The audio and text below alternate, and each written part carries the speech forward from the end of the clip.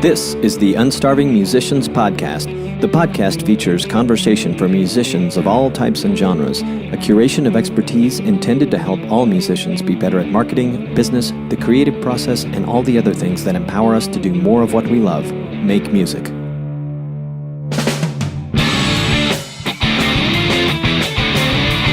This episode is powered by the Unstarving Musician's Guide to Getting Paid Gigs, How to Get Booked and Paid What You're Worth Over and Over Again, written by Roberto R. Hernandez.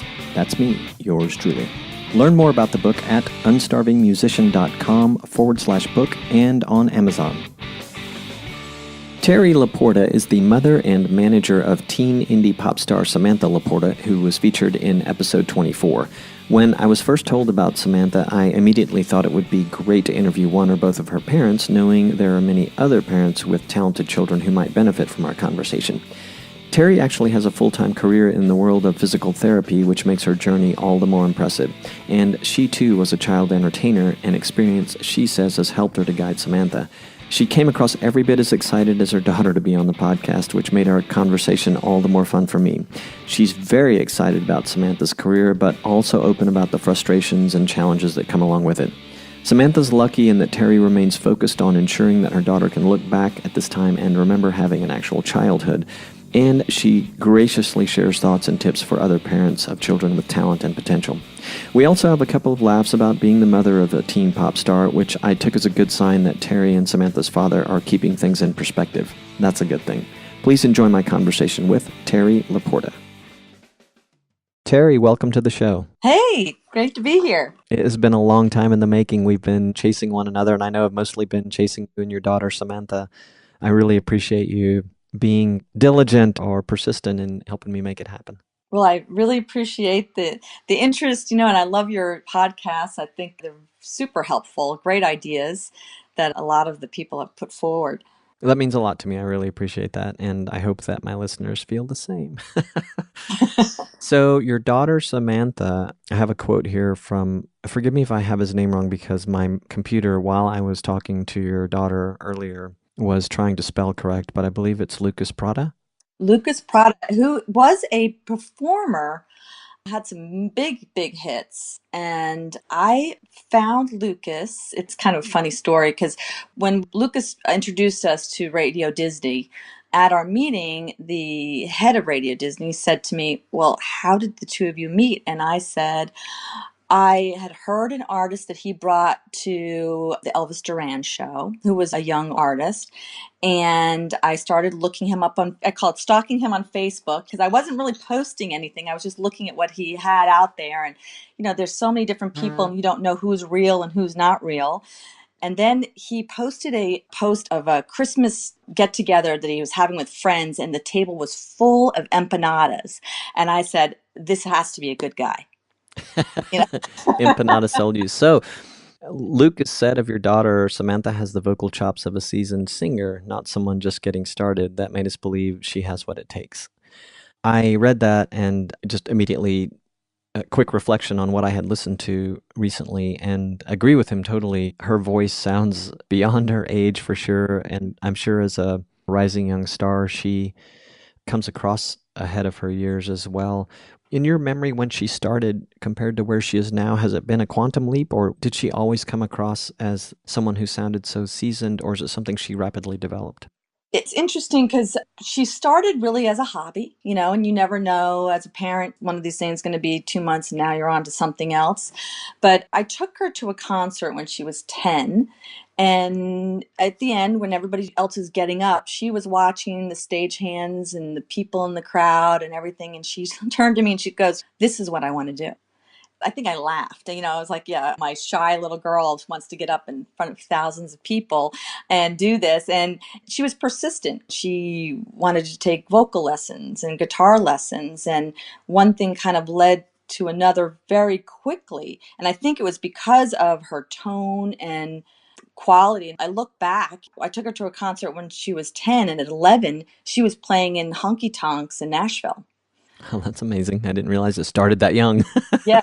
And it's still at 11, she was on the fence, wasn't 100% into the music, but enough so that I started making a Facebook page for her, and I started little things, and which I figure I can always delete, but let's start to build and see what happens. And it just kind of grew and grew, and she started getting noticed by really big people, and they just kept commenting. And even my husband to this day, are they talking about our Samantha, really? They're listening to that kind of thing. But she knows what she wants when she goes into a studio setting. A lot of times parents are not there, they wait outside. It's your daughter. And they used to tell her when she was in Nashville, as soon as you cross that state line, and at that point she was 14, you're not 14. You are an adult working in this business. And you have to treat everybody respectfully and for their time. You can't pitch a fit. Maybe they might come up with an idea you don't like. You can say, well, I don't really see myself singing that, or that doesn't really feel authentic to me. You can approach it that way, but you can't stomp your foot and walk out the room. Was that in any way a challenge for her? I think what happened was early on, people wanted to really push her in the vein of cutesy, and she had a real definite sense of what she wanted. She would even say, I hear these instruments coming in at this part, and I think it should be like this, and I think the drum needs really a good beat. And she had, even then, a real sense, and had never been in a music class. Like in school, they didn't really have music anymore.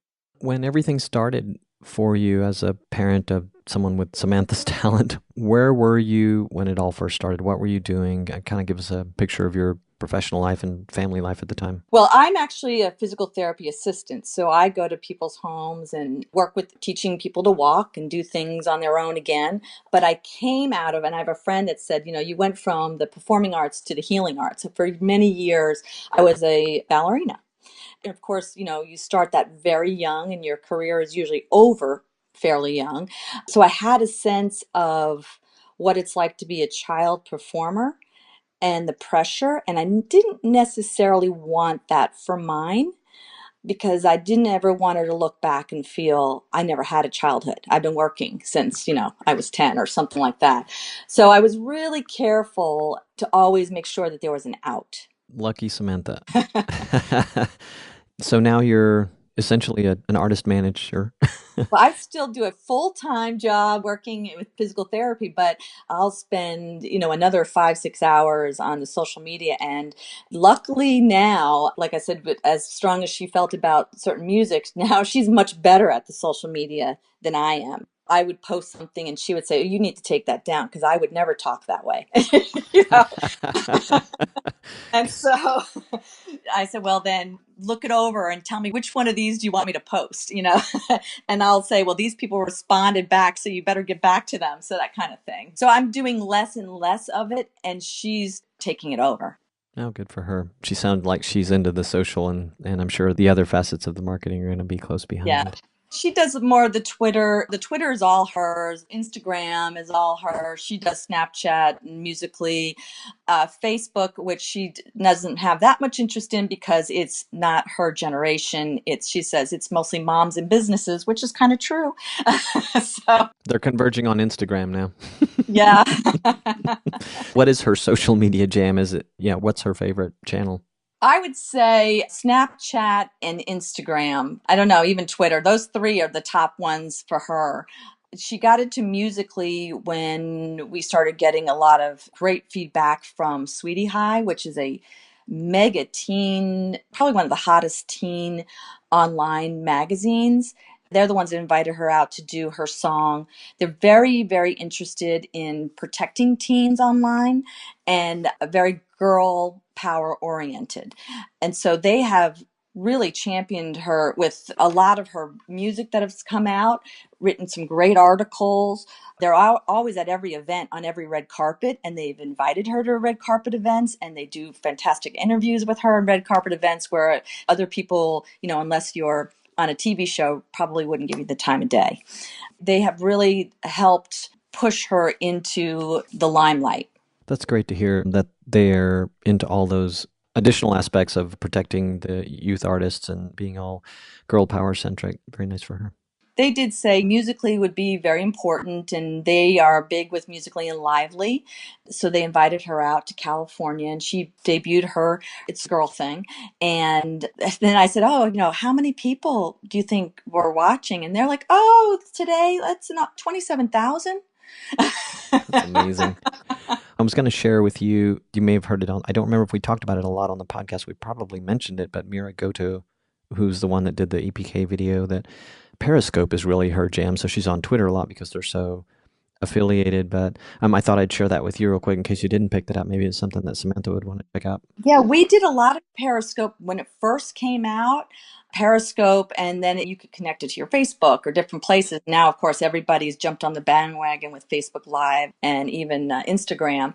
It was great. And I know a lot of people that do concerts. Instead of paying your hotel and your touring schedule and all that, they set up a weekly concert and get a tip jar through PayPal and making some money that way. Now, we haven't done that, but there are people doing it. Well, that's so interesting. I don't think I've talked to anyone about that. So, Samantha, is she doing things where she's doing live video, kind of interfacing with the fans on a kind of casual basis, like Mira and another artist I've interviewed are doing with Periscope? Does Samantha do that kind of thing as well?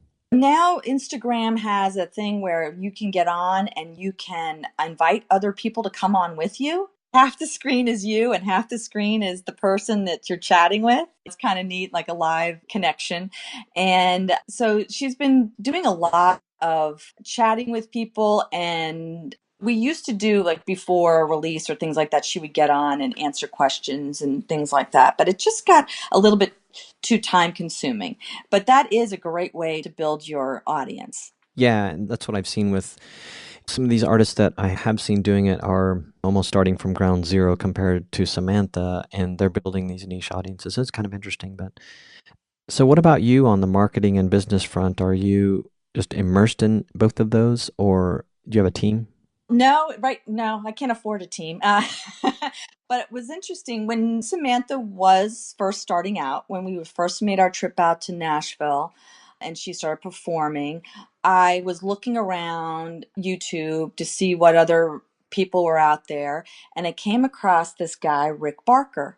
And he had just started this at that point. So it's been a few years now. And he did these, free YouTube how to grow your music business. And he was Taylor Swift's second manager, came out of radio. Taylor's parents hired him to take her on radio tour, to teach her the ins and outs of radio tour. And he had such an incredible amount of information that he was giving out for free that I was consumed with watching everything that he could possibly put out, and later bought some of his courses. And I think just navigating, it's not just putting out content, which there's definitely an art to how to put out, but when to put it out. And it always reminds people to be social. It isn't just an ad about me, me, me, me, me. It's being social and also liking other people's posts and promoting other artists on your platform and building it that way as well. That is so interesting. The Rick Barker. So you and Samantha have gone through much of the same similar resources to many artists that I've spoken with. And so in a sense, Samantha's obviously she is early in her career, but she doesn't seem early in a way because she's had some pretty noteworthy accomplishments already Yeah. in the short time she's been at it. I wanted to ask you, are you traveling with her a lot?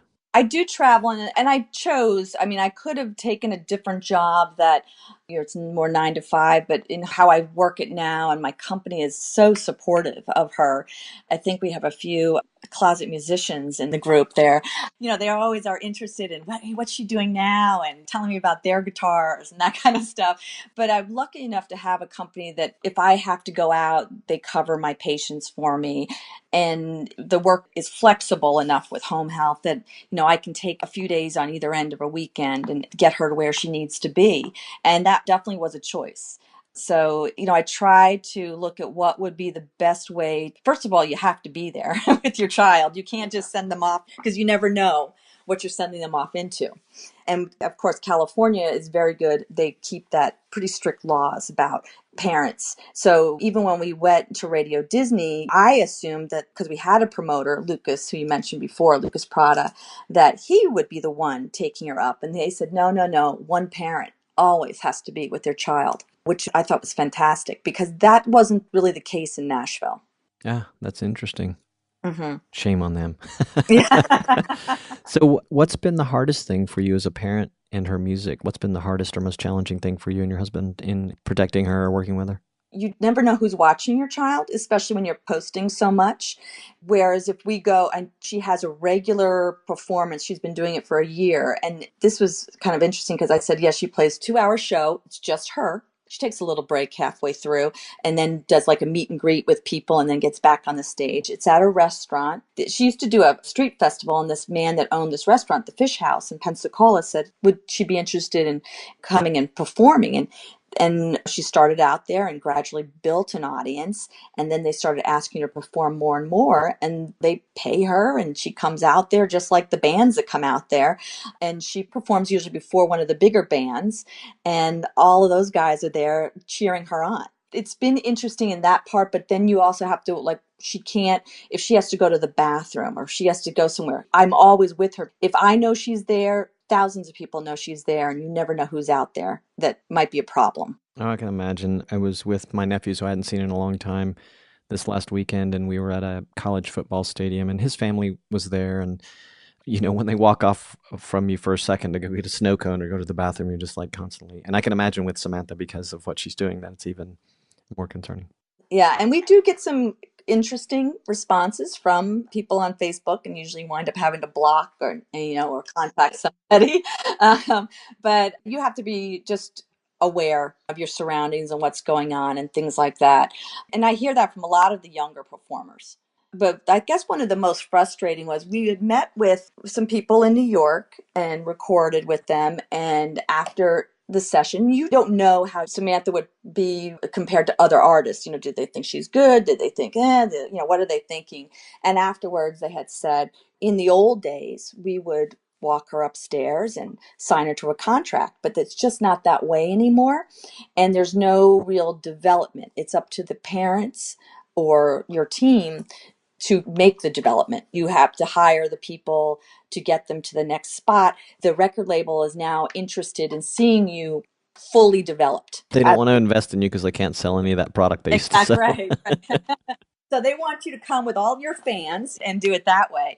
And so a lot of things that you'll hear is the numbers. The numbers, have to be bigger. The numbers have to be bigger. And then you have somebody like a Catch Me Outside girl that gets signed, and you're like, oh my goodness, what is happening? you know. So the numbers is a part of it. It's you're building your base, and that to me is the frustrating part. Boy, that's business today in so many realms. I've had a wide range of guests in terms of their age and careers, and one of them recently who's had a very fruitful career and still does today in music. I'm curious to know who's latching on to the new business model and watching the evolution of it. And he's from the older business model and talked about how it's changed. And while some of the new mentors of the new music world will be critical of the old model, my recent guest who lived through the old model and is still working today has said, well, is it really worse? And he talked about royalties and what has happened to Right. them. And also music, that a lot of it, he talked about current artists and older established artists, and just, he's like, I don't really know that it's worse like a lot of people say, because it's pretty challenging. But anyway, I do think that people in Samantha's generation and in between are going to figure out how to make it work. And it's really fascinating. Well, I've met a lot of people who are doing very well and I have no interest in going for a label or any of that because they are promoting themselves. They may not have the infrastructure and the radio play and things like that, but they're grassroots and playing festivals and have a huge following, and they'll put out a single or an EP and do extremely well. And I don't know if that would have been possible without the technology that we have now. There are a lot of positive things, as far as I've met a girl, she's a little older than Samantha, and like Samantha wanted to travel, and her mom knew some people over in Spain and made some calls, and next thing I know, she was a month touring in Spain. That's nice.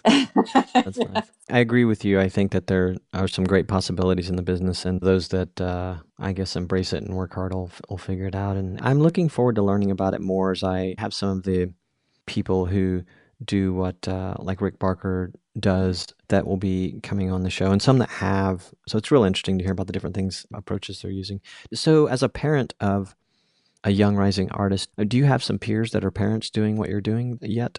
There are definitely some parents that I know, and everybody, it's the roller coaster, and people have described it, and that's a perfect description. You're going up, you're going down. You just kind of have to throw your hands up in the air and just go for the ride. Some of the time, things will happen, and people, you're so excited. Someone will say, oh, we were told we're getting signed, we're getting signed. And everyone's like jumping up and down because they're happy. And then nothing happens, and then that's the downward spiral of the roller coaster, and you're just like, oh my goodness. So there's a lot of parents that will share information. I think we're all careful because we're all sort of working with people that maybe we're not allowed to share everything, but we can share some of it, and that's a good part, because I think that I've met some really super talented kids that are around Samantha's age and that are doing things with different states. And we try to support each other as much as we can on social media. I think everybody is just trying to find a way. And when they find something, they like, this is what I did. Have you tried this? That's like the Periscope stuff. Yeah. Oh, interesting. All figuring it out together, huh? Yeah, exactly. Can you talk a little bit about what Radio Disney has meant for Samantha in her career so far? I think it really validated her to have them feel so strongly. Like I said, we had that meeting, and here I am being the parent hiding in the corner, making sure I don't say a peep because I'm there but not there. And Samantha is having basically a one-on-one meeting with the top executive, playing music and talking and doing all that, and to have them turn around and say, you have a God-given talent and welcome to the Disney family. I mean, it was just, you want to burst into tears. So it was just really exciting. And I know it's hard because when I look at the Christmas song last year, they told us that they were going to play it. We didn't really know when, but they said they would. So we really, I know they're going to. And we watched her song come on, and we heard it. And then I just happened to go on their app and saw that, because normally it's only the top label people that are on that list and you can vote for them. And they're at number 40 out of 45 was Samantha's name. And I quickly went out on all the social media and I said, go to the app and vote for her. And we watched her name rise up, and then it was gone. And we thought, oh no, what happened? And then somebody said, well, she's on the top 5. And then we went from the top 5, watching her pass like all of her idols, like Ariana Grande and people like that. And we couldn't believe it. And then stopped at number 2. So it was Pentatonics was number 1. Samantha was number 2. Sabrina Carpenter was number 3. And Ariana Grande was 4. And it was mind blowing. Interesting. Would you run through that exercise again, given an opportunity on I don't know, some other radio app or some other new medium? Was it a good thing, and did you learn some stuff from it? I definitely did, because it's the power of, you don't know who's listening, and the fact that obviously it's not just us voting. There's tons of people that are listening. And now if you notice, like on radio stations, they don't tell you who the artist is or the name of the song half the time. It's just being played. So if you didn't have something like a Shazam, you wouldn't know who that artist was. Or if you went into a Dunkin' Donuts and a song was playing, you wouldn't know who that artist was. So these apps have really opened up a lot of doors and created a place for artists to really be heard. I have been thinking, is Samantha working with Reverb Nation? She is on Reverb. When she first started out, it was crazy because she was just putting out covers, and she moved to the top of her area pretty quick. Now, because we don't spend as much time, I think she's moved down. I don't even know. She's in the top like 5, I think, on there. But she does do a lot of Reverb. And I've been looking at their ads because they seem to have a lot of music blogs that you can get involved in. I don't know that many. Have you had any success with artists on Reverb? Have they, anybody that said, hey, I booked this gig? Or because I noticed they're doing more and more of that.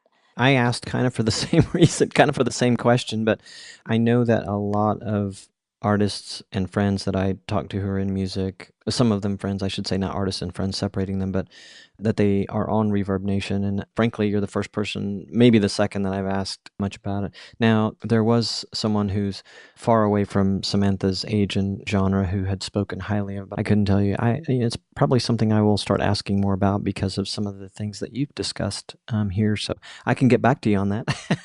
I find that the benefit of Reverb is that it's a great media player that you can easily add to your Facebook on your business page. So you could even, if you downloaded anything of yours onto Reverb, then they would have it on Facebook and you just click it. You can put your top 3 songs and send it out, sort of like SoundCloud. But I guess the other end is I noticed there were a couple of festivals that used to be that you could contact the key people and send your EPK and get on hired for a festival. Now the only way to get to that festival is through Reverb, to submit through Reverb. It's kind of a shame, but Yeah, and I was like, okay, that's changed, So also, I just personally haven't booked anything or had anything that's gone through them. before I got to Reverb Nation, and one of the reasons I wanted to have you and Samantha on the podcast, and particularly you, was to ask what you might share with other parents, particularly if they have a talented child and are either not really sure, or they're unsure, or they're maybe lack confidence in the music business in general, and kind of scared for their kid to even spend time on it. What would you share with them? I can tell you, if I had known starting out the number, that just money wise, what I would be spending, I probably would have run as far in the other direction. But it's happened so gradually that it's like, oh, well, yeah, okay, I'll do this and I'll do that. But talking with people who have been in it, I guess early on, you have to distinguish whether your child wants to do it because they want to do it or whether you want your child to do it. And that comes into play a lot in the identity of who the artist really is. And I see kids that I think they're doing it because they want their parents' love and approval, and I guess they think this is the way to do it. And then you see other people who are gung-ho no matter what, go out there. In fact, it was Rick that early on, a couple things, great advice. He told me, don't put out an album. And I said, well, I see so many kids her age. And he says, well, by the time you finish this album, she won't sound like that anymore. Yeah, never thought of that. And it's true, because each song that we have put out, and now we have songs that we held on to because we were going to release them, and we don't even want to release them because it doesn't represent who she is anymore. Spending money on a whole album is probably, for a young artist, is not a good idea. Also, if your numbers aren't huge, it could hurt you. So you haven't built up that audience. But definitely having original music was great because it really helps her feel who she is and express who she is versus singing someone else's song. And that part of it has made a difference. As far as knowing if your child is really for them, depends. I've had parents tell me their child will come home from school and go sit in their room and play guitar, and they're begging them to come on out and have dinner. They're self-motivated, and that is a big part of it. If you're the one having to make them practice and make them get ready and make them do things, that might be a telltale sign that it's not what they love. Otherwise, they'd be in there doing it. What would you share with a young artist, a young adult who clearly has the drive and talent for the music part of it, but hasn't necessarily, maybe at a clueless stage for taking it to the next level? What would you share with them? I would say that definitely try the social media part of it can be overwhelming, but if you pick 3 and then you find the one you like the best, it isn't so much making an extra effort. Oh, well, let me go pose with my guitar and take a picture. No, when you're out practicing, record something, like make it part of what you normally do and then post that. Then it doesn't seem so disconnected and it's more real and it's easier to get all your social media, and just being consistent will start to build your numbers. And then start looking at what kind of artist you want to be. I mean, first of all, you have to know whose music are you interested in and what do you want to play. If you were going to put together a 30-minute set, what would that 30-minute set look like? Do you know how to put together a 30-minute set so that people aren't sleeping? And there's tons of tutorials for that. how to build your set list and build the momentum and what kind of a tempo to start with and things like that. And fairs and festivals and places where people will let you go and perform for free, and you do enough of those and get them under your belt, then you can work your way into being a paid musician. And I guess Samantha's being paid for her work for a year now, which is, I look back and I think, okay, she's got her own company and she's 16. It's kind of crazy. It's baby steps. Otherwise, it's overwhelming. And people tell me sponsorship is huge. Finding people that believe in an artist, that comes down the road. It's hard to find sponsors like that. People that really are in it because they believe in, they love music, people that are give to the arts and things like that. But they're also going to probably own a part of what you're doing if they're giving you money. I mean, they talk about Ariana Grande and Taylor Swift's parents to get them. And it isn't buying your way in, it's the paying for the production and the musicians and everything. I mean, they each spent over $1 million getting to where before they got their deals.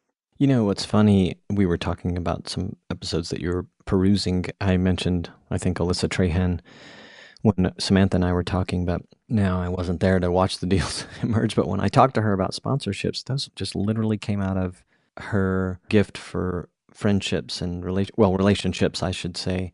And they also came from one thing that you said, people that believed in her. And she and I didn't talk about this, but they also were of the frame of mind for supporting music and the arts. But she just literally has established, I think, one after another through relationships because she's at the very grassroots level. But yeah, pretty interesting. There definitely, you'll find that you'll have a following that will start coming to all your shows and sending you emails every week and telling they're there. You see the same faces and coming up, and it's wild, to see it build over time. And if you sell enough records, whether it's streams or whatever, people will find you, the people that take you to the next level. Super fans. And you need those super fans. Those super fans help build your numbers, and the numbers start to grow. And things started changing with how many different radio stations started contacting us. Samantha released, I think it was I Know You Know, and one day I was looking at Pandora and I was looking at a date. Because it's interesting because I like to look at what regions and who's listening and, oh, look, you have a fan in Peru and, that kind of thing. And I was looking and I saw that the song was released on a Friday. And by Monday, she had 77,000 streams. And I thought, okay, how did that happen? And how can that happen again? That kind of thing. And then things start to happen. People start calling and other people are noticing. So it all sort of starts to come together. Fascinating. Yeah, the metrics of streaming. Samantha and I talked a little bit about giving back and charitable events that she's been involved in. It looks like the two of you, I know you've been involved in those too. What does that mean for you and for yourself and also for Samantha now and in the past and moving forward? I think it's very important to be involved in different organizations. Early on, like she talked about Girl Scouts, and she's been back every year for Christmas with her guitar. And sometimes, when you go to some of these places, it's hard. You want to be respectful of people, and especially in children's hospitals and like Ronald McDonald House, because obviously they're not there for happy reasons. We had a woman come and I thought, because you're in like the dining area, I thought we were taking up too much space. And I said, oh, if you're going to eat with your family, we'll come back. And she said, oh, no, they told us that your daughter was singing Christmas carols, and which she does. She comes and sings with all the families, and then we try to get a little interactive 12 days of Christmas going on. She says, I want to record her singing because my granddaughter was in a horrible accident and probably won't make it till Christmas, and we want to play it by her bedside. There's a lot, it started out things like that, and different organizations, and then people would invite her to perform at different places. But she's always had a real soft place in her heart for children's organizations. We used to call it, Singing for a Cure and things like that. And going into the children's rooms and performing for them and talking. There was one day we went someplace and I know she was really busy. That's when she was in regular school and she had to study for an exam. And she said, look, I can't, I'm going to do the show and maybe we'll pick up something to eat and we'll come right home and I got to get on this. And after the show, she was so moved by the people. She stayed an extra hour, almost 2 hours, talking with the families before she left. I think it really means a lot to her to connect with people that way. Yeah, and good for her for being involved at such a young age. I think there's a bit of an art to also executing these types of events, whether it was by invitation, like some have been for Samantha, or whether you're organizing them, as I'd mentioned to Samantha and you before. I think before Samantha and I did her interview about someone who's actually organizing benefit events on a smaller scale than perhaps than what Samantha's done. But I think there's a gift and a bit of skill to doing both of them. So, are you thinking about Samantha's school moving forward as a parent, and like she'll graduate high school in the couple blink of an eye? And then are you thinking already, is she thinking about talking about school after that? We had the foresight to do the whole college thing, when she was born. So it is available to her, but I don't think she has any plans on going. So I think she plans to stay forever at Radio Disney. So Oh, that's great. people will say they'll talk to her about school. I mean, she does really well in school, and the whole reason that she decided to go the homeschool route was it gets harder and harder. When she was 14, she worked with a group, and she came to Nashville once a week every month and worked with different people in the industry. And of course, those people really aren't working on weekends, they're doing it during the week. And so we would take a few days and miss school, and then it's hard to make it up. But you can only miss so many days of school legally. We found it harder and harder to participate in these events. And then we found that people were hiring her to perform different places, and we'd have to travel. And so there again, we're missing a lot of work.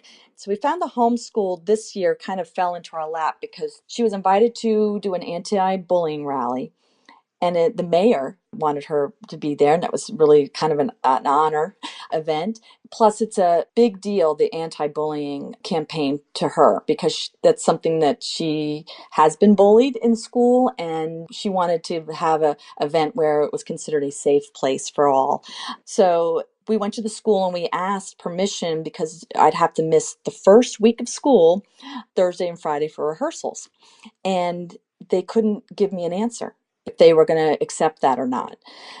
No matter if it was for the mayor or who it was for, they couldn't give me an answer. So I tried to get permission, and who should I talk to, and is this going to be a problem, and is this going to set her back in school? And finally called the school board, and they said, well, maybe you should consider homeschooling. And it's been the best thing that we could do this year, because we spent a week out in California working and doing interviews and doing the After the Bell show and Radio Disney and all sorts of things. And we would have had to have turned something down. And that would have been a shame. I'm glad to hear that. As more and more I hear about homeschooling, which is being done by different parents for different reasons, but hearing good things about it. And certainly it's a good alternative for young people like Samantha. And I suspect as far as her education goes, she's going to be getting and is in the process of getting an MBA in life.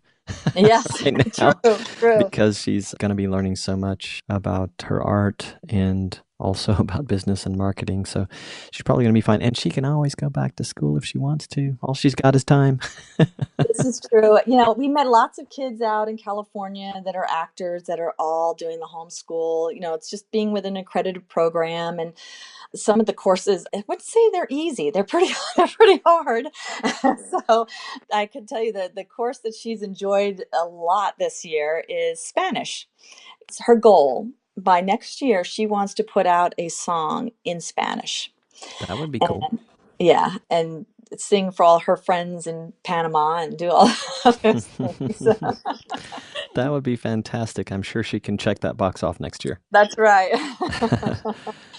Well, Terry, I very much enjoyed speaking with both you and Samantha today. I really appreciate your persistence, as I think I said at the top of the show, for helping me make it happen. I know that you and Samantha and her dad have unusual schedules these days, working in the arts as you are with your regular lives. So it's been great. Yeah, well, thank you so much. This has been really enjoyable, and I look forward to more and more of your podcasts. Well, thank you. I certainly appreciate the support, and I hope that our conversation today will be a benefit to other young artists and other parents of young artists. Great. Thank you so much. Yeah, we'll talk to you again soon.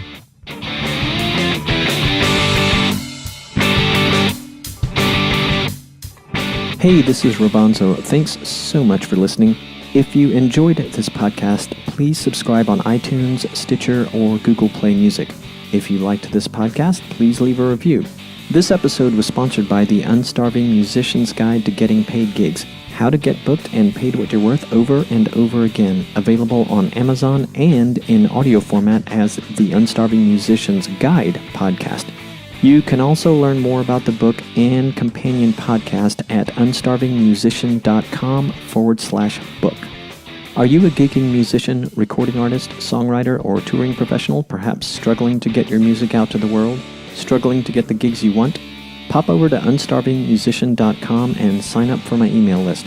I'll send you occasional emails about upcoming episodes, expert tips and advice, music, musician resources, and anything else I come across that might make your journey better and brighter. The Unstarving Musicians podcast is edited by Juan Perez. Are you a podcaster? Would you like 20% off on editing of your first 4 episodes? Visit the show notes for this episode for a link to Juan's freelance profile or unstarvingmusician.com/resources and mention you heard about this offer through the Unstarving Musicians podcast. With much gratitude, peace, love, and more cowbell.